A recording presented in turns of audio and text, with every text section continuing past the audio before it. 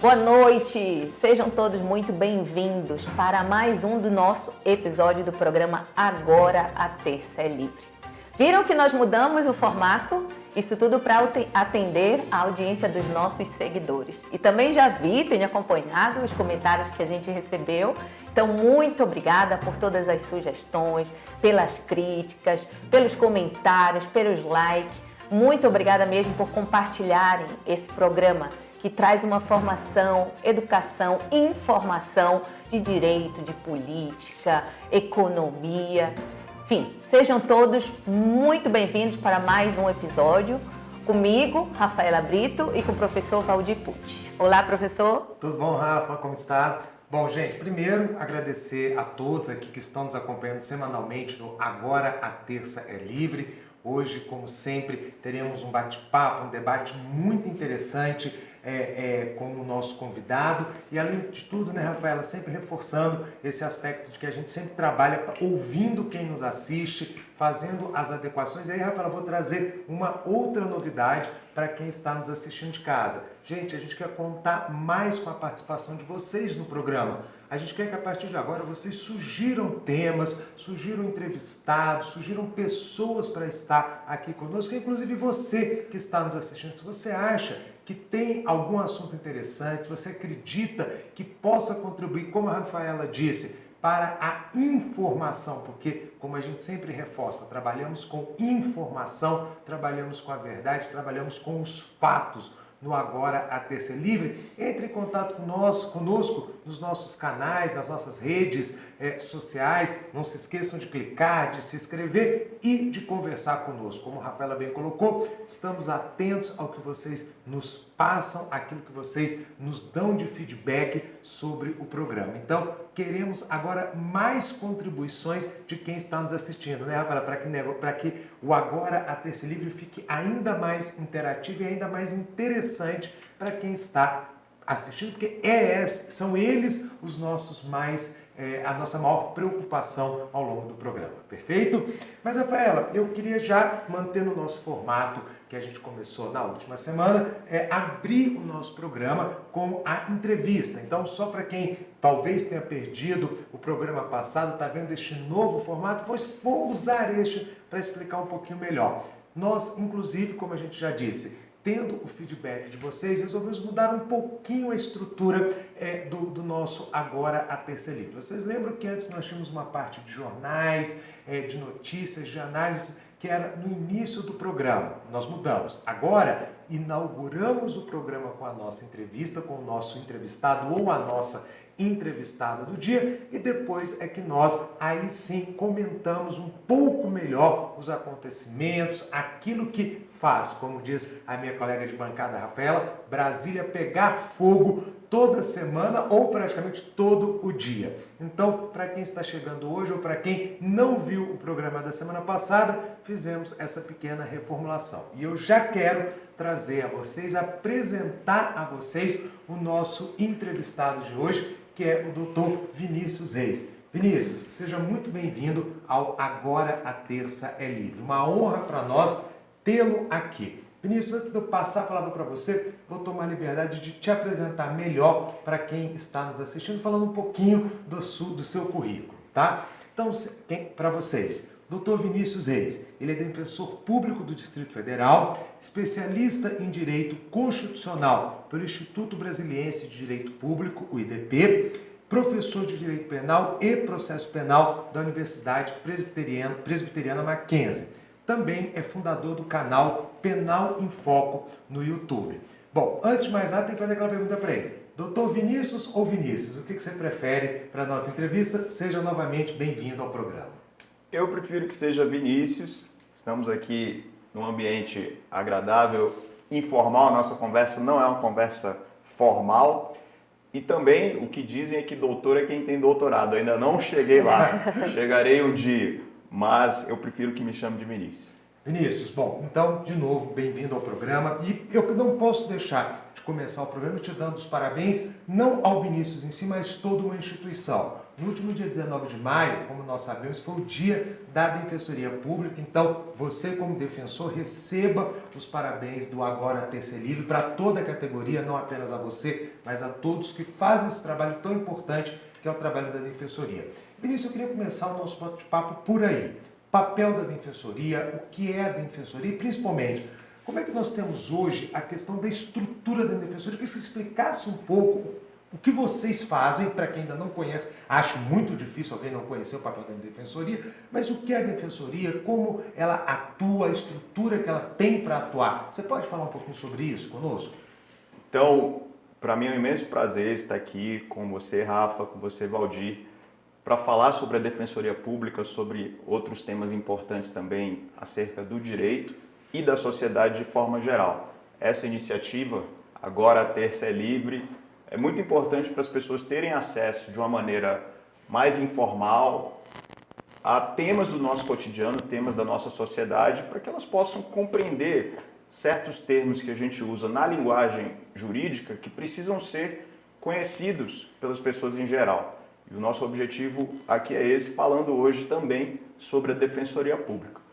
Eu vou contar um pouco da minha história com a Defensoria, como ela começou, porque ela começou muito antes de eu ser defensor público. Quando eu nem imaginava ainda ser defensor público, eu já tive o meu primeiro contato com a Defensoria.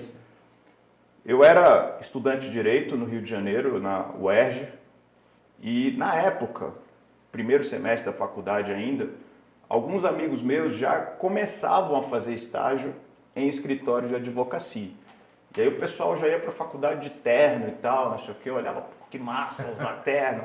No Rio de Janeiro, depois eu fui ver que não era tão bom assim usar terno. Mas aí, o pessoal já indo para a faculdade, fazendo seu estágio, e eu comecei a ter vontade também de fazer estágio em algum lugar.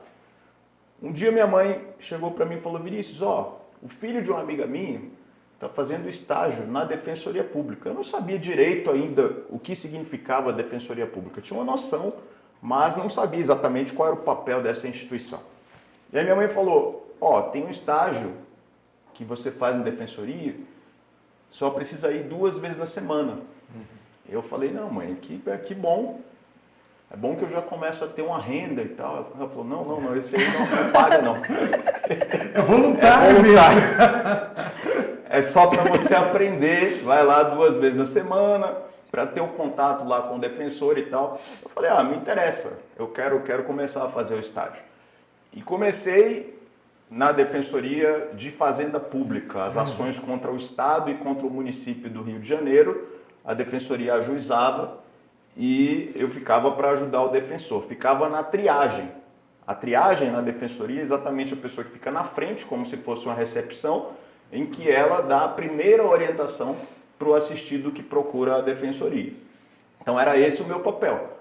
Porém, primeiro semestre na faculdade, ficando ali para dar orientação errada, sim, normalmente, né? Primeiro semestre, e geralmente dificilmente você vai ter... Não, você vai naquele local ali, naquela portinha... Até chegar na informação correta, eu demorava um pouco. Então, fiquei ali, comecei a aprender bastante, já comecei a ter aquele apreço pelo trabalho que os defensores faziam. Pensei, poxa, isso é uma coisa legal para o meu futuro. Só que eu ainda não sabia que algo estava por vir. Olha só que importante. Quando terminava o estágio, eu passava pelos corredores do fórum, a Defensoria ficava dentro do fórum, e aí você vê como evoluiu, porque atualmente a Defensoria já tem sede própria no Rio de Janeiro, fora do fórum. Naquela época, 1999, a Defensoria ainda ficava dentro do fórum, dentro do Tribunal de Justiça. Então eu saindo, passei por um dos corredores do fórum, o corredor estava lotado, era 7 horas da noite, o corredor do fórum lotado. Eu cheguei para ver o que era. Quando cheguei, estava acontecendo um júri, que era, o acusado era um enfermeiro de um hospital no Rio de Janeiro. Não sei se vocês se recordam desse caso, tem bastante tempo. Ele, segundo o que constava na denúncia, fazia convênio com as funerárias ao redor do hospital para receber uma comissão por cada pessoa que falecesse e ele indicasse para a família uma funerária. Então, uma vez a família procurando a funerária em razão de uma pessoa que faleceu naquele hospital, onde ele era enfermeiro, ele recebia uma comissão pela indicação daquelas pessoas. E aí, o que os funcionários do hospital começaram a detectar no setor onde ele trabalhava? Que o número de óbitos que ocorria ali era mais do que o normal para a realidade, o cotidiano daquele hospital. Começaram a fazer uma investigação interna, a polícia começou a investigar e detectou que ele estava desligando os aparelhos ou não dando a medicação correta para os pacientes para que os óbitos ocorressem e ele pudesse indicar essas pessoas desse caso, sim, para as funerárias para receber uma comissão em cima do valor do velório e tal. E esse júri, eu entrei para assistir e eu fiquei fascinado com aquilo. Eu pensei, nossa, isso aqui é o que eu quero para a minha vida no futuro. Ou seja, ser um dos personagens que estavam ali. Não sendo vítima nem acusado, obviamente, né? Sendo o juiz, o promotor, o defensor. Mas era o que eu pensava para o meu futuro. E aí acabou que o tempo passou, eu fui procurando aprender a falar em público, que era uma coisa também que eu via que era importante para os profissionais que estavam ali. Fui fazendo concurso público depois de formado, a defensoria era um dos cargos, assim, uma das funções que para mim seriam bastante satisfatórias e aí acabou que deu tudo certo, passei no concurso aqui no Distrito Federal e me tornei defensor público. E sobre a sua pergunta, Valdir, como eu olho hoje a Defensoria Pública no Brasil? 19 de maio foi o dia do defensor público e nós ainda precisamos crescer muito para atender a população que realmente precisa. A Defensoria ela presta serviço de assistência jurídica e judiciária gratuita, ou seja, tanto extrajudicialmente quanto judicialmente. É um direito do cidadão, né? Ter a justiça. Exatamente, é um direito do cidadão. Então veja, se uma pessoa precisa de um serviço jurídico, a quem ela vai recorrer? Uma mãe que precisa de pensão alimentícia para o seu filho e o pai não quer pagar a pensão.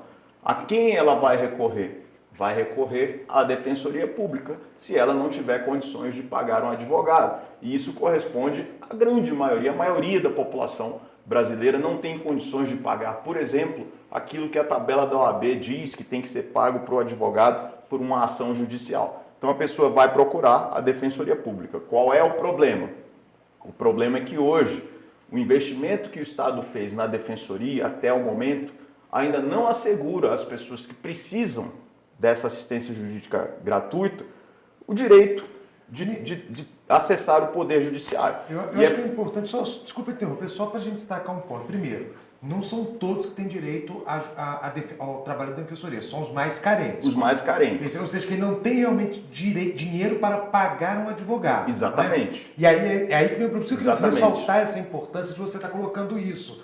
Porque quando você fala que falta estrutura, na verdade está faltando estrutura para quem mais precisa. Para quem mais precisa. Porque não pode ter a opção de ir ali e contratar o advogado. Exatamente isso. Nós temos em cada estado da federação critérios distintos sobre quem tem esse acesso à Defensoria Pública, porque a gente precisa detectar ali o que chamamos de hipossuficiência. O que é isso?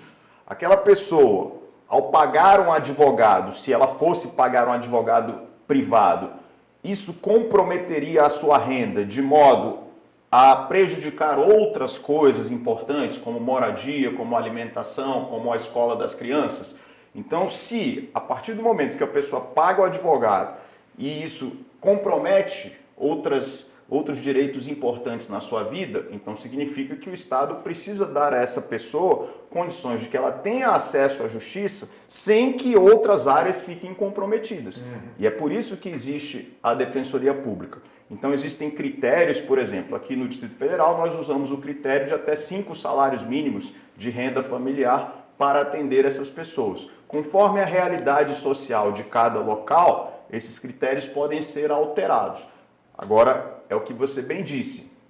Exatamente aquelas pessoas que compõem a maioria da população, que são pessoas mais carentes hoje no Brasil, são as pessoas que precisam do serviço da Defensoria Pública. Infelizmente, ainda não temos a estrutura suficiente para atender todo o território nacional da forma que gostaríamos. Vamos chegar lá? Vamos chegar lá, estamos trabalhando para isso. Mas ainda falta um longo caminho a ser percorrido. E aí uma coisa importante, Valdir.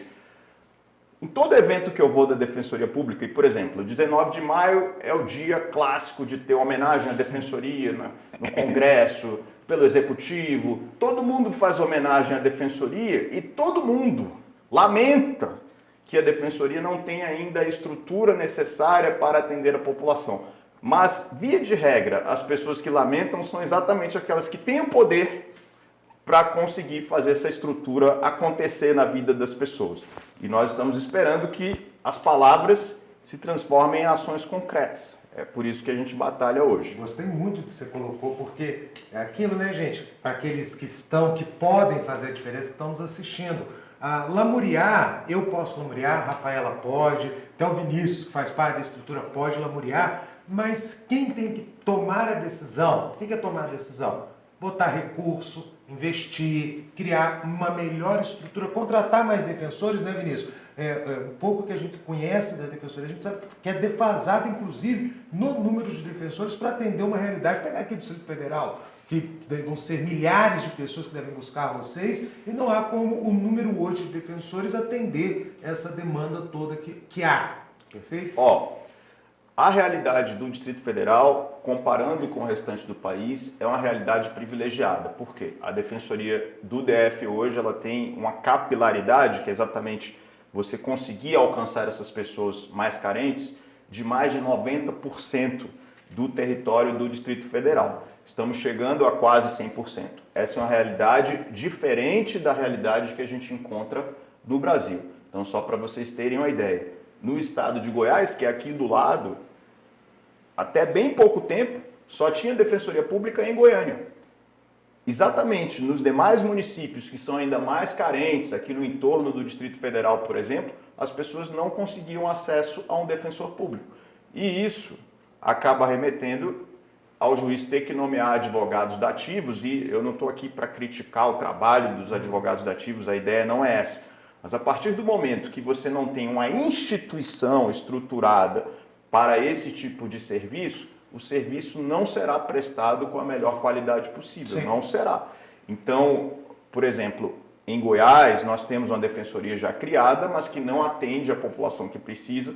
Santa Catarina, há pouco tempo atrás foi criada a Defensoria Pública, a Constituição Federal de 88 já previa defensoria. Há pouco tempo, a Defensoria de Santa Catarina tem pouco mais de 5 anos, quando a nossa Constituição é de 1988.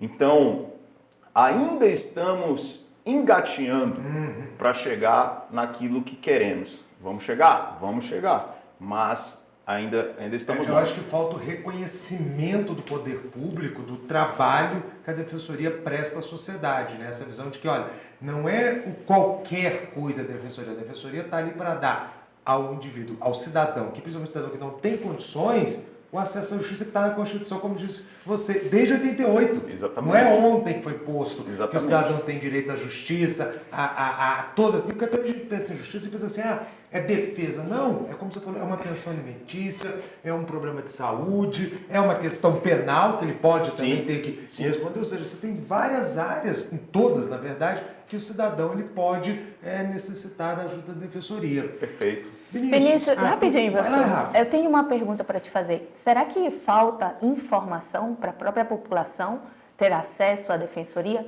Porque antes era, eu não sei, né? Me parece que falta ainda desmistificar o papel da defensoria para a população. Então, muitas vezes, eu deixo de procurar os meus direitos porque eu não conheço. Ou muitas vezes eu deixo de saber onde fica, por exemplo, pode parecer muito pequeno, mas não é.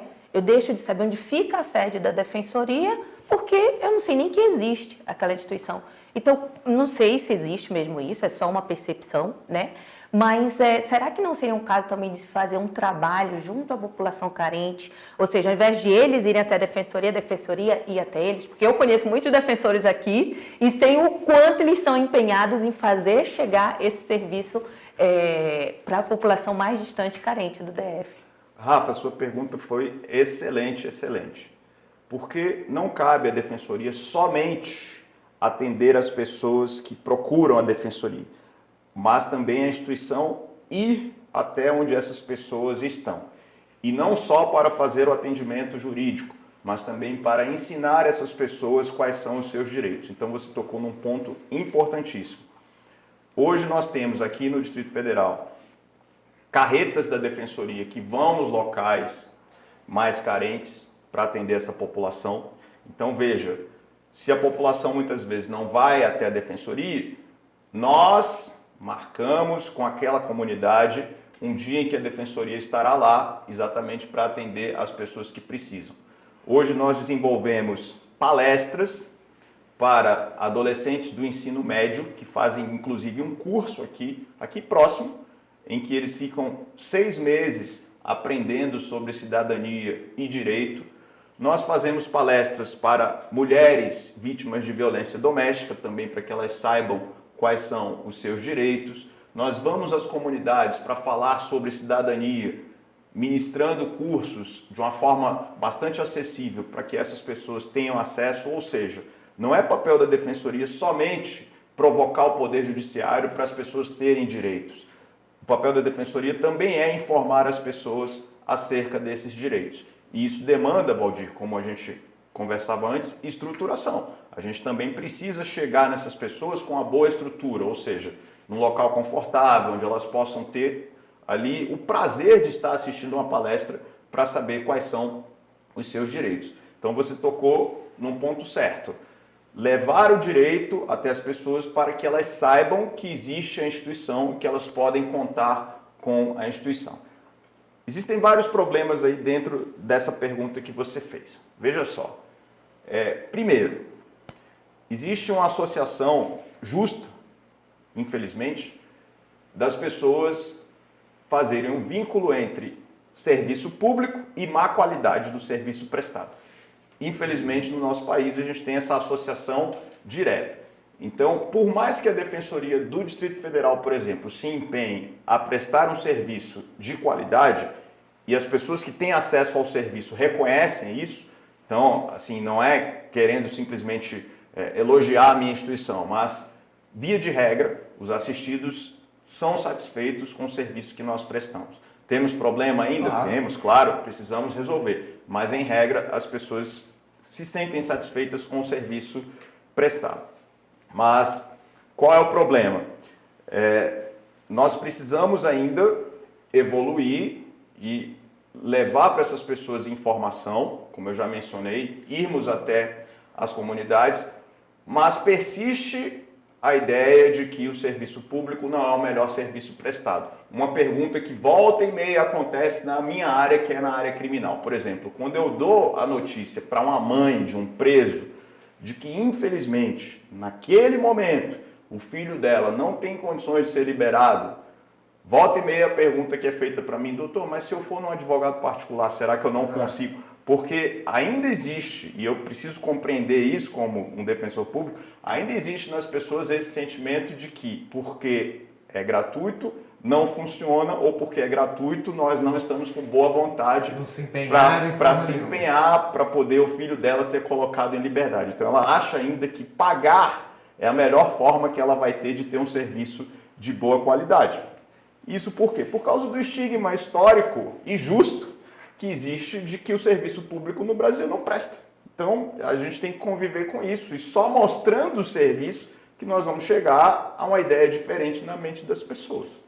Eu posso pegar só um tema aqui que você falou que você atua na área criminal, só fazer um gancho aqui, que tem uma questão que eu queria trazer com você, já que você tem essa vivência criminal, Vinícius.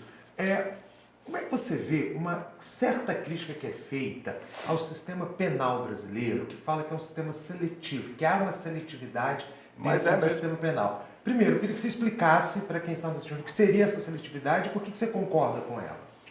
Então, quando nós falamos de seletividade, estamos falando que o sistema vai escolher algumas pessoas para punir, ao passo que vai deixar outras pessoas que, mesmo que cometam crimes, não serão punidas. Isso é o que a gente chama de seletividade do direito penal, mas eu preciso entender como funciona essa seletividade no nosso país, por exemplo. Eu tenho hoje no Brasil um quantitativo aí que alcança em torno de 800 mil presos. Estamos caminhando para 1 milhão de presos no Brasil, contando aqueles presos que ainda respondem a processo e aqueles que já foram condenados Se eu e não estou estão enganado, é um cumprindo dos pena. países que mais prende é o Brasil, não é? No mundo. Então, existe essa ideia de que o Brasil é um dos países que mais prende, mas se a gente considerar a nossa população, nós estamos ali no meio termo entre os países que mais prendem. Em números absolutos, nós somos o quarto no mundo, porque, primeiro, Estados Unidos, China, Rússia, Brasil, sendo que Brasil e Rússia estão ali empatados, volta e meia, um passa o outro ali na terceira posição. Então nós estamos, às vezes em terceiro, às vezes em quarto, em números absolutos. Mas quando a gente considera a nossa população, que é uma população gigantesca, de mais de 200 milhões de pessoas, nós estamos ali numa posição intermediária de número de presos por cada 100 mil habitantes. Então, estamos no meio termo, eu diria. Agora, qual é o problema? Quem compõe essa população carcerária no Brasil hoje? Quem compõe, se você for avaliar, 99% da população carcerária é quem pertence às classes mais baixas da sociedade. Significa que só essas pessoas cometem crimes? Eu tenho absoluta certeza de que não. Significa que o sistema não é capaz de atender todo mundo, ele acaba selecionando as pessoas que são mais vulneráveis para poder prender. Quem são essas pessoas mais vulneráveis? Vamos pensar aqui. O que é mais fácil para a polícia? Prender em flagrante um sujeito que acabou de praticar um furto ou um roubo no meio da rua e saiu correndo, com várias pessoas correndo atrás dele para ajudar a polícia a prender. Sim. Ou prender um sujeito que pratica corrupção por meio de uma licitação que é complexa, que é difícil de você compreender, que a própria polícia tem dificuldade de investigar, e esse sujeito vai adquirir ali uma quantidade de dinheiro suficiente para pagar o melhor escritório de advocacia que ele tiver, e ele vai conseguir postergar ao máximo aqueles recursos se vier a ser investigado pelo crime que está sendo praticado. Por quê? Porque até que chegue a ele uma denúncia de que ele praticou um crime, são várias pessoas envolvidas que não querem delatar, então o sistema acaba sendo seletivo nesse sentido. Como ele não consegue abranger todos os crimes que são praticados, ele acaba por selecionar exatamente as pessoas que praticam crimes mais fáceis de serem detectados, as pessoas mais vulneráveis que vão acabar indo para o sistema carcerário. O que acontece? A pessoa, quando, mesmo que ela seja reconhecida como um criminoso, se ela tem um potencial econômico, dificilmente ela vai ser vista dessa maneira pela sociedade. Eu digo assim, hoje, por mais que nós sejamos pessoas honestas, que trabalhamos, ganhamos nosso dinheiro honestamente, eu tenho absoluta certeza que se chegar hoje num restaurante, eu, você e um político corrupto, a melhor mesa vai para o político corrupto, por mais que o garçom e o dono saibam que ele é corrupto. Então são pessoas que têm algum tipo de respeito por parte da sociedade e o sistema não está disposto a selecionar essas pessoas para punir. É o que acontece hoje na realidade brasileira, infelizmente. Esse seletismo, essa seletividade é muito ruim, inclusive, e a importância também da defensoria, né? Exatamente. Exatamente. Para poder mostrar e tentar, de alguma forma, ajudar também, porque a gente tem que deixar claro que nem toda pessoa que está sendo julgada é culpada. Quem vai dizer a culpa é a justiça. E cabe à defensoria justamente fazer o seu papel, por quê? Também, independente de qualquer situação, todo cidadão tem direito à defesa. Exatamente. É um Estado democrático de direito, né? Não se fala tanto essa expressão hoje em dia. A defesa, independente de qualquer situação, ela é necessária para qualquer um. E aí eu te pergunto, Vinícius, dentro dessa questão que a defesa é necessária, de que a gente tem que trabalhar a questão da cidadania, como é que você vê o ativismo judicial dentro dessa seara, dentro dessa discussão? Perfeito, ótima pergunta. Então, primeiro ponto sobre a questão de que a defesa é necessária. Quando nós perguntamos ao cidadão comum se o indivíduo que praticou um crime deve ter o direito de defesa, o senso comum é de tirar, de suprimir, de relativizar esse direito de defesa de modo que a pessoa tenha o mínimo de defesa possível quando eventualmente praticado um crime. Então, esse é o senso comum que as pessoas falam de forma geral. Eu vou fazer um raciocínio aqui para reflexão do nosso público, que é o seguinte. No momento que você dá a uma pessoa o direito de defesa, ou seja, ela está sendo investigada, foi acusada por um crime, pode ser que realmente ela tenha praticado esse crime, por isso ela está respondendo a um processo criminal.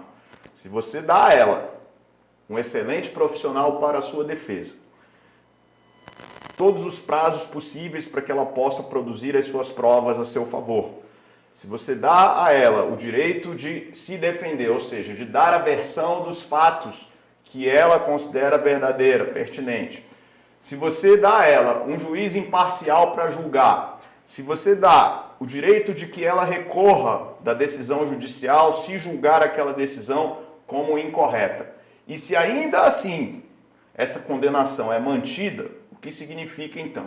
Que o Estado olha para essa pessoa e diz, ó, eu te dei todos os direitos que você tinha de se defender, de mostrar que você estava certa, de mostrar que você era inocente, de produzir as suas provas, e ainda assim, você tendo todos esses direitos, eu estou considerando você como uma pessoa culpada.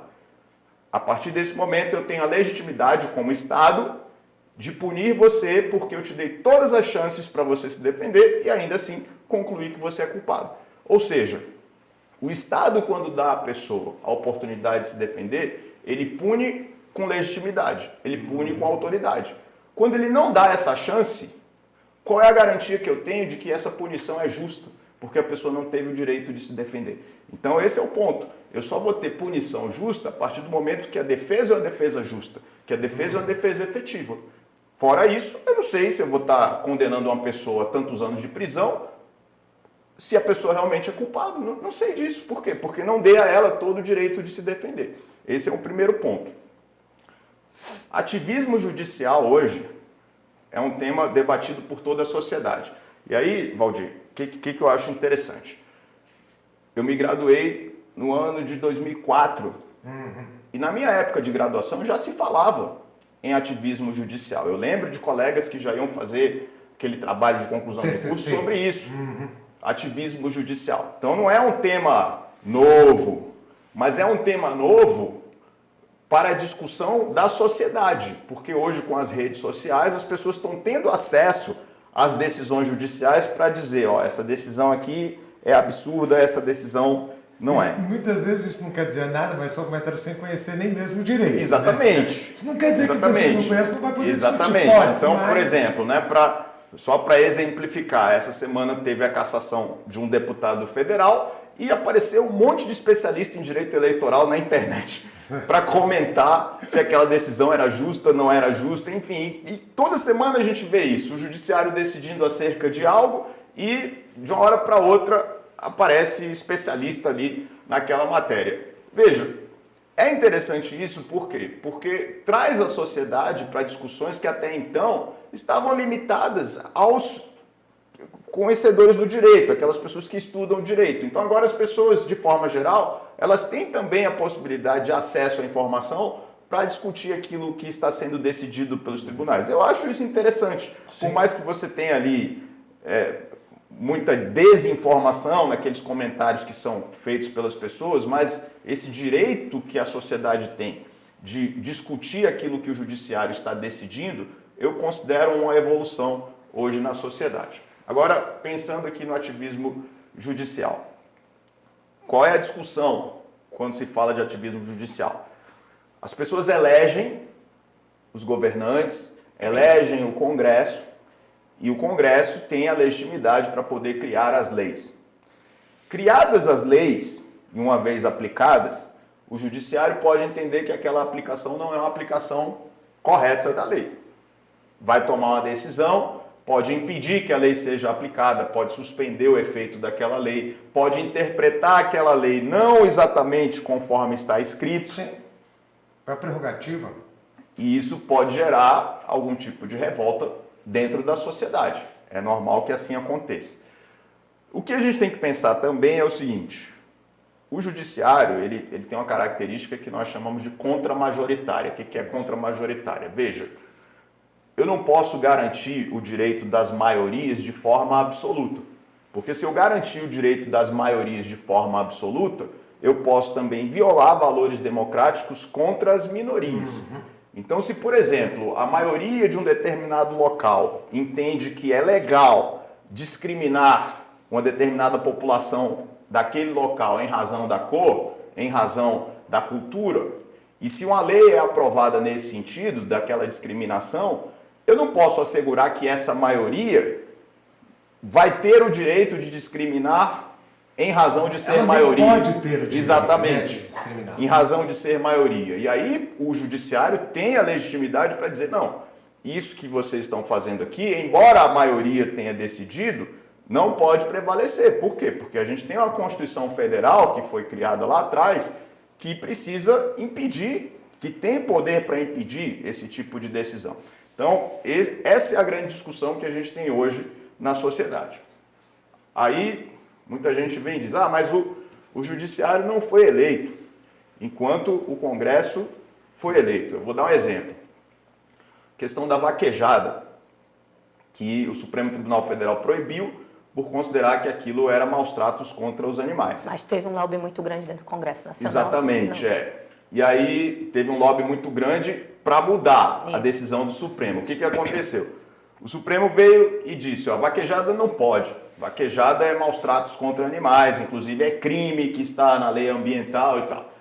Vem o Congresso e, em razão do lobby que a Rafa mencionou, existe muito interesse econômico dentro da vaquejada. Na verdade, o interesse é econômico, mas para justificar a manutenção da prática, a cultura acaba sendo o pano de fundo. Não, isso aqui é manifestação cultural, mas na verdade envolve muito dinheiro também.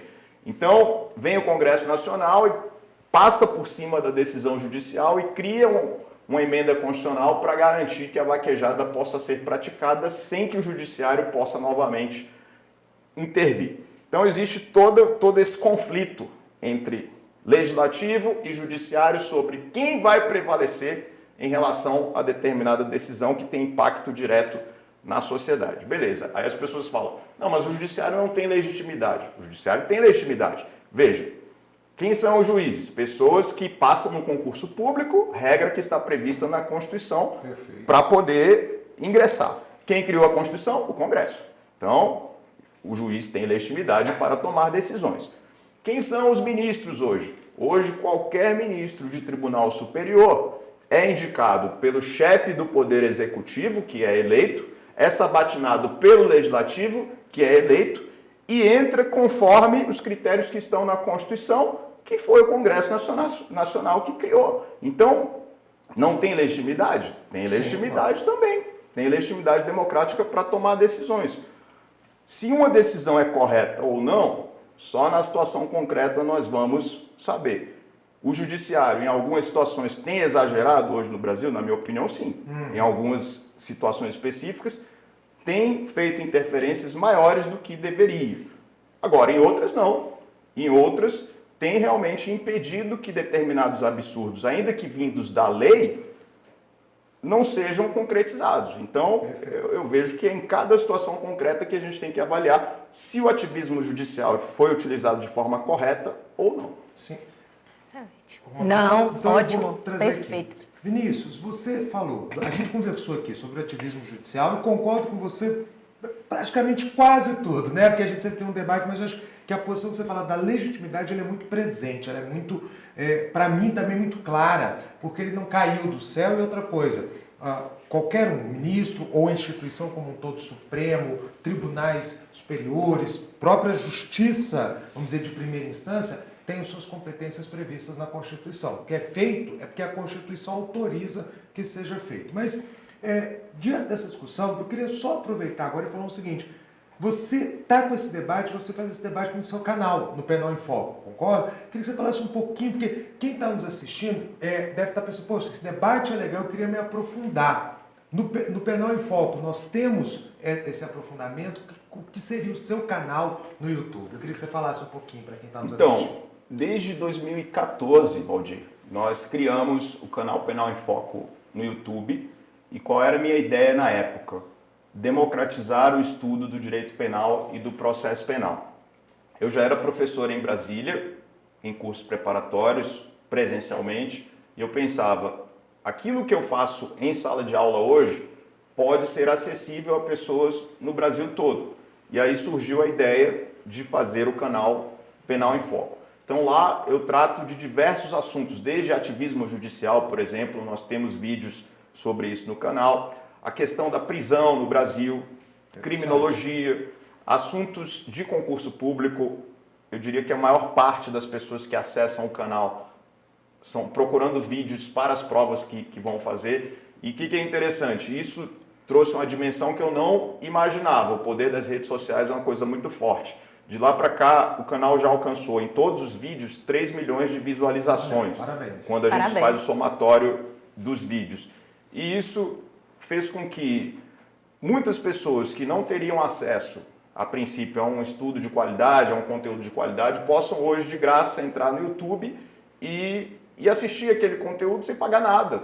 Então, isso para mim é muito gratificante. Isso me trouxe também um reconhecimento pessoal que eu não imaginava que ocorreria. Quando eu criei sem maiores pretensões, mas isso também trouxe um reconhecimento profissional que para mim foi interessante, mas acima de tudo, foi uma forma de ajudar as pessoas a ter um acesso ao conteúdo, que na época que eu criei era bem mais caro de ter esse acesso. Hoje em dia você tem cursos aí mais baratos, as pessoas estão tendo acesso cada vez mais, mas para mim foi muito gratificante poder, de forma gratuita, contribuir para que as pessoas tenham um melhor conhecimento de uma matéria que é de interesse de todo mundo. A gente vê nas primeiras páginas do jornal o que dá notícia é o direito penal, só que as pessoas precisam entender um pouco, né, do direito penal. E aí eu ia te perguntar isso, não é só para quem está querendo fazer concurso. Quem gostar da área pode acessar o canal, ver os vídeos, acompanhar os debates que você coloca lá. É para público em geral, né? Público em geral. A maioria das pessoas são da área de concurso público, mas pessoas curiosas acerca de direito penal entram lá para assistir os vídeos que a gente veicula nesse canal. Então, eu recomendo demais porque, né, sou até suspeito para falar, mas a gente sempre buscou em todos os vídeos imprimir uma qualidade e principalmente didática. Conseguir traduzir aquela linguagem técnica do direito, o juridiquês, que muita gente não compreende, para uma linguagem mais prática, mais popular, para que as pessoas consigam entender. Então, fica aí a dica do Agora a Terça Livre. É o Penal em Foco no canal do YouTube. É só entrar lá, depois que acabar o programa, vai lá e... Digita lá, Penal em Foco, Vinícius Reis, vai aparecer um monte de vídeo. Se inscreve também, além de se inscrever aqui, se inscreve no Penal em Foco para acompanhar. Perfeito. Professor, então, são duas paixões? A defensoria e o magistério? Duas paixões, uma complementando a outra. Como eu expliquei aqui no início, desde o início da faculdade, quando eu fui assistir às sessões do júri, eu procurei um curso no Rio de Janeiro para falar em público da professora Rogéria Guida. Aliás, um beijo para ela, porque ela mudou muito minha vida. E desde os 19 anos de idade eu comecei a me interessar por oratória, falar em público, e isso gerou a minha paixão pela docência. A partir do momento que eu consegui ver que falar em público era uma coisa possível para mim, isso me gerou interesse pela docência. E como o direito penal era a matéria que eu mais gostava, fui atuar na área de direito penal e isso acabou influenciando para eu virar professor. E hoje o fato de eu ser professor me ajuda na vida profissional como defensor. Então a coisa complementou a outra e, como você disse, são duas paixões que se complementam. Então isso para mim é muito bom. Dá aula desde os 24, né, Vinícius? Isso. Começou muito novo também. Eu também comecei com essa idade, Vinícius, aos 24 anos no ensino superior, dando aula, também no curso de Direito. E é uma experiência maravilhosa que a gente tem, com certeza. Passado alguns poucos anos depois, a gente pode dizer que pelo menos para mim, acredito para você também, uma grande paixão e uma experiência de convivência com outras pessoas e mudança do mundo. Nesses últimos 20 anos, é uma coisa, pelo menos para mim, 20 anos, uma coisa muito impressionante. Como é que você vê, para a gente encerrar, Vinícius, que nós já estamos aí já quase chegando no fim da nossa entrevista, como é que você vê hoje, já que eu vou aproveitar o gancho da Rafaela, de novo, Rafaela, obrigado pelos dois ganchos que você me deu hoje. Como é que você vê o ensino superior hoje no Brasil e na área do direito, já que o nosso programa também fala de educação? Valdir, sua pergunta é uma pergunta muito importante para os novos tempos, para os tempos digitais que a gente vive hoje. Então, esse podcast aqui, hoje ele pode ser acessado no mundo inteiro. Então, pessoas em qualquer lugar do mundo vão poder ter acesso à nossa conversa. Assim tem sido com o ensino jurídico e com o ensino de forma geral. As pessoas têm acesso no mundo todo. Me preocupa, de outro lado, o excesso de digitalização, em razão de eu ver que as interações sociais presenciais, estão sendo diminuídas. A verdade é essa. Então, se de um lado o acesso ao conhecimento é importante por meio digital, e eu mesmo me utilizo muito disso, eu sou um rato de YouTube, muita coisa que eu quero saber, eu vou lá no YouTube para poder pesquisar. De outro lado, o que a gente não pode deixar de lado? Esse conhecimento ele precisa ser aplicado nas nossas relações interpessoais, e isso se dá presencialmente, pessoalmente. O ensino jurídico hoje no Brasil, eu vejo que o ensino digital, as faculdades digitais, elas não preenchem completamente aquilo que um profissional precisa para ser um bom profissional. Então, se eu uso esses vídeos, essas aulas como um complemento do meu aprendizado, aí eu considero que estamos num ponto excelente. De fato, o meio digital é um complemento para o aprendizado. Agora, eu não posso substituir isso por eu estar junto com um colega de faculdade debatendo um tema ali presencialmente, de eu estar fazendo uma atividade presencial como um júri simulado, como simulando uma audiência, ou então de eu estar em sala de aula interagindo com o professor acerca dos temas que me interessam, que me instigam. Eu tenho essa experiência hoje de dar aula presencialmente, na Mackenzie, por exemplo, eu coordeno uma pós em Tribunal do Júri na ATAME, também 100% presencial, e tenho a experiência também da aula online, não só pelo canal no YouTube, mas eventuais cursos que eu ministro online. O que eu vejo? Eu amo a interação presencial. Considero importante a complementação pelo online, mas para mim nada substitui o fato de você estar presencialmente com outras pessoas falando de algo que você gosta. A aula online, por exemplo, ela tem uma interação muito limitada, muito limitada. É totalmente diferente quando você está ali com as pessoas debatendo e elas se sentem muito mais à vontade para intervir, para indagar, para perguntar sobre coisas que interessam, do que quando você está ali numa tela falando. Muitas vezes as pessoas dispersam, fecham a câmera, vão fazer outra coisa, acham que vão ter o tempo para assistir aquilo depois. Esse é outro ponto. O presencial, ou você está ali ou você perdeu, enquanto online, não, online vai ficar gravado, daqui a pouco depois eu assisto, e não assiste mais. Então, as relações interpessoais presenciais ainda são muito importantes para a formação do indivíduo, ao meu ver. Então, eu não vejo com bons olhos essa questão da migração do presencial para o online, notadamente nos cursos de direito, aí que eu não considero saudável mesmo, mas, ao mesmo tempo, vejo como importante a complementação pelo online, de você ter acesso a aulas que vão te dar um conteúdo a mais do que o que você teria só no presencial. Então eu vejo que a gente tem que conciliar essas coisas conforme a realidade que a gente vive hoje. No novo tempo, né?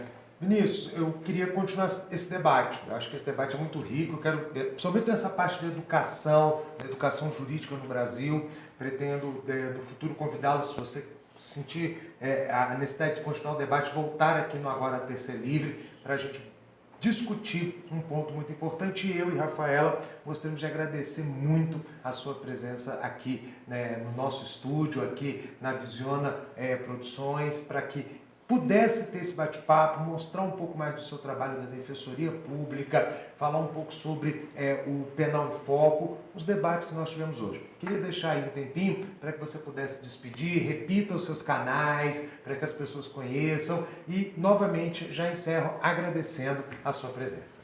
Então, eu quero agradecer ao público que nos assiste. Então, agora a Terça é Livre e vocês vão ter acesso a mais conteúdo aqui, porque esse podcast está crescendo cada vez mais e atingindo um público que se interessa por assuntos importantes da sociedade. Em relação às nossas redes sociais, siga lá no Instagram, Vinícius Reis, procure o canal Vinícius Reis Penal em Foco lá no YouTube, onde nós falamos bastante sobre direito penal e processo penal. E aqueles que quiserem interagir, eu sempre respondo os comentários nos vídeos. Por quê? Porque eu penso que é importante para todo mundo debater os temas mais relevantes da sociedade hoje. Então participe lá que a gente vai interagir. Obrigado, quero agradecer você, Valdir, Rafaela, pela entrevista. Para mim foi maravilhoso, temas que eu amo e que eu pude falar aqui hoje. Obrigado mais uma vez, Vinícius. Bom, gente, então a gente teve agora a entrevista com o Dr. Vinícius Reis e nós vamos agora dar prosseguimento justamente naquele momento que nós discutimos, como disse a Rafaela, se Brasília está pegando fogo ou como Brasília está pegando fogo. Nesse momento, eu tinha preparado uma fala sobre a cassação do deputado Dallagnol, como todos nós acompanhamos nos últimos dias, e a sua repercussão dentro do Congresso, dentro da própria sociedade, na Lava Jato ou no lavajatismo, como alguns teimam em chamar, como se fosse um movimento o processo da Lava Jato. Mas antes de falar sobre isso, eu queria aproveitar uma fala do Dr. Vinícius que eu achei muito interessante e que vale uma reflexão política. Em algum momento da nossa conversa, o Dr. Vinícius comentou sobre a questão da vontade da maioria. Enquanto ele respondia, veio uma expressão na minha cabeça que nesses dias atuais de discussão, de polarização, de certo e errado para alguns, para uma sociedade preto no branco, uma coisa é muito importante a gente lembrar.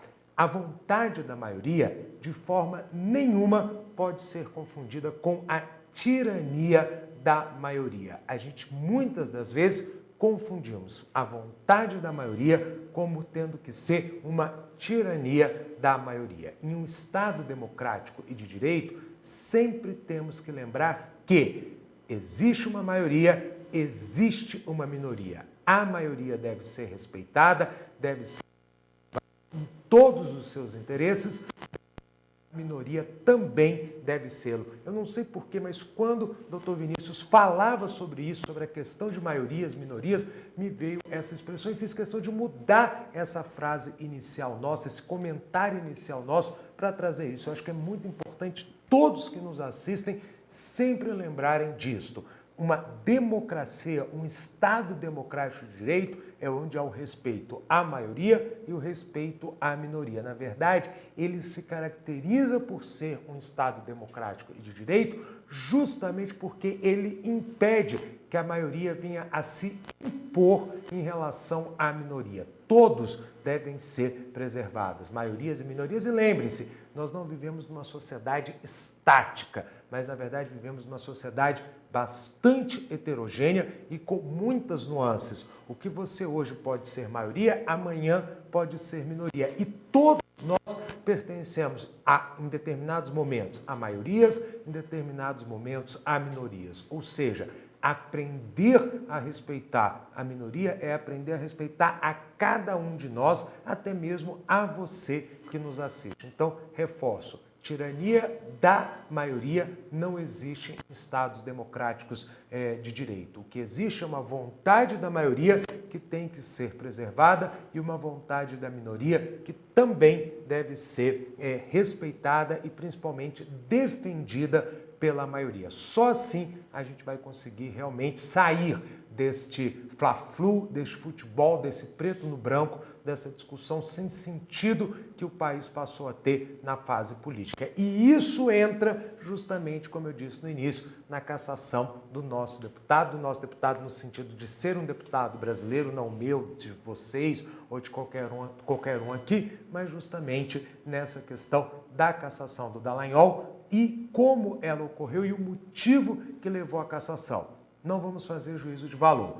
O agora a ter-se livre só quer dizer o seguinte: existe uma lei, a Lei Complementar 64 de 90. Existe nessa lei uma linha, a linha Q, que diz que os membros do Ministério Público ou da magistratura que renunciarem, mesmo que de forma voluntária, para fugirem de processos administrativos disciplinares, tornam-se inelegíveis pelo prazo de 8 anos. Está na lei, isso aqui eu não estou inventando, ninguém está inventando, basta abrir a lei e ler a lei. Fato também, houve uma interpretação extensiva dessa linha pelos ministros do TSE.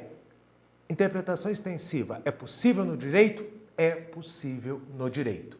Se vou concordar com ela, cada um de nós decide se há uma concordância. Agora, a gente tem que trazer o debate para o debate aonde ele deve ser feito. Eu concordo ou não com a decisão, concordo ou não com a cassação, porém, se eu for olhar a lei e o direito brasileiro, não há nada de errado naquilo que foi feito. Mas você pode discutir se concorda ou não. Isso não é problema. Nós vivemos numa democracia. Não concordo com a cassação, concordo com a cassação, mas eu não posso, de forma nenhuma, porque não contribui em nada para o país a discussão de ser ou não uma vingança. Não há vingança, há uma lei. Eu fiz questão de olhar a lei, como vocês sabem, sou advogado, fui à lei, fui ver como ela foi aplicada e só posso dizer uma coisa: há uma aplicação correta da lei, se eu concordo ou não com ela, não vem ao caso. Eu tenho a minha opinião, Rafaela com certeza tem a dela, doutor Vinícius com certeza tem a dele. Agora, não dá para eu dizer que aplicar lei é ser vingativo ou praticar vingança. Não existe espaço, não deve existir espaço para vingança dentro do direito. O direito observa simplesmente a legislação. Então, eu deixo essa mensagem para vocês. Tanto a tirania da maioria não deve existir em um Estado democrático de direito, como também não deve existir num Estado democrático de direito uma discussão muito rasa sobre a aplicação da lei. E sempre tem que ser lembrada, a lei tem que ser aplicada para todos. Eu vou ter que trazer de novo o nosso entrevistado. Seletividade do direito ou da justiça não pode ocorrer. Se há crime, tem que ser punido. Se há a conduta ilícita, tem que ser punido independente da origem, independente do que foi feito antes, independente da biografia de quem, porventura, possa ter cometido um ilícito dentro do país. É a observação da lei, a observância da lei que vai fazer com que o país, de fato, ele se desenvolva. Bom, queria agradecer a todos vocês que nos acompanharam nessa terça-feira, nesse Agora a Terça é Livre de hoje, e gostaria, como fiz no início, de convidá-los a nos mandar sugestões, se você tiver um tema, se você tiver algo interessante para estar aqui sentado na bancada, como o Dr. Vinícius esteve conosco hoje, eu os convido a entrar em contato por meio das nossas redes sociais. Os vejo na próxima terça-feira com mais um Agora a Terça é Livre. Rafaela? Então é isso, hoje terminamos a nossa conversa, o nosso bate-papo muito instrutivo, muito cheio de informações, de educação, para cada um de vocês formar a opinião. A gente proporciona aqui, é um instrumento para levar até vocês tudo com qualidade, mas cabe a vocês formarem a opinião de vocês. E eu sempre penso que é importante a gente conhecer também o contraditório. Não se deixem cair nessas bolhas, seja de um lado, seja do outro. É muito importante a gente, enquanto ser humano integral, formar uma consciência mais crítica, mais sugestiva e propositiva. E hoje eu gostaria também de pessoalizar o programa. Tem algumas das nossas seguidoras que são fiéis, todas as terças-feiras estão conosco. Então eu quero deixar assim um abraço por parte do programa para a Luci, que está em São Paulo, para a Gorete, que está em Recife, para a Glória, que está na Paraíba, para a Rita, que está no sul do país, para a Sueli, que está aqui no Distrito Federal. São todas sempre muito participativas, então eu quero hoje deixar esse abraço especial para vocês. E terminar com uma frase que eu escutei há algum tempo, mas que realmente eu não lembro da autoria, então não vou trazer nenhuma fake news para vocês. Que é de dizer que na defensoria pública se trabalha com pessoas e não com papéis. Boa noite!